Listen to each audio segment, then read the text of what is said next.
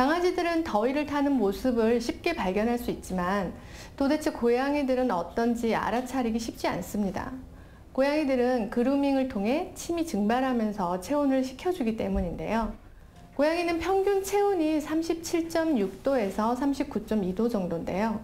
체온 조절이 잘 안 돼서 열을 잘 배출을 못하는 열사병은 체온이 40도 이상이면 진단됩니다. 그럼 체온이 과도하게 오르는 증상은 어떻게 알 수 있을까요? 고양이가 헥헥거리고 숨을 거칠게 쉬면서 입으로 숨을 쉬는 경우, 그늘이나 차가운 바닥 등 시원한 곳으로 자꾸 가려는 경우, 평소보다 과도하게 그루밍을 하고 발바닥에 땀이 많이 나서 젖어 있거나 심한 경우엔 설사나 구토, 혈변을 보이는 등의 증상으로 나타날 수 있습니다. 외부 환경 온도가 너무 높아서 이렇게 열사병과 같은 체온 증가 양상으로 더위를 타는 증상이 나타날 때는 그럼 어떻게 하면 될까요? 실내 온도는 28도 이내로 유지하고 바람이 잘 통하고 시원한 곳으로 이동시켜주고 시원한 수건이나 얼음, 아이스팩 등으로 감싼 수건으로 닦아주는 등의 처치를 해주시면 체온을 내려주고 안정을 시키는 데 도움이 됩니다. 평소에 충분히 물을 섭취하고 빗질과 미용으로 털 관리를 해서 통풍이 잘 되게 해주고 에어컨, 쿨매트를 사용하시거나 방석이나 담요보다는 대리석이나 해먹 등의 가구를 이용해서 실내 온도를 조절해 주시는 것이 반려묘의 건강한 여름을 나기 위해 도움이 되겠습니다.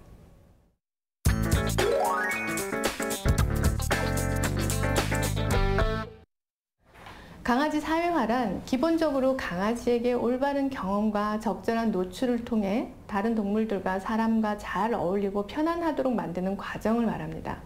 강아지의 사회화는 생후 첫 2, 3주 동안 엄마와 형제들과의 관계에서 형성되기 시작하고 생후 5주부터는 호기심과 탐구심이 왕성해지면서 주변 환경에 대해 배우면서 경험으로 배우기 시작합니다.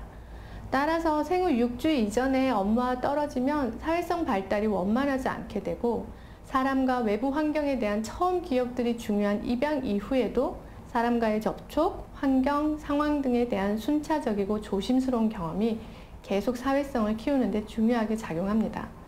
예를 들면 강아지에게 성인 여성, 어린아이, 성인 남성 순으로 만나게 해주면서 적응을 시키고 집에 낯선 손님이 오는 상황, 초인종이 눌리는 상황 등에 쉬우면서도 사소한 방법들입니다.